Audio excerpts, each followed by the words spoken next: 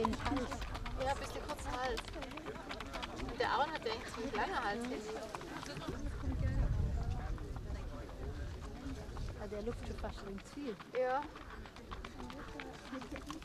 Warte, der fällt mir total gut. Aber wie heißt du denn nochmal?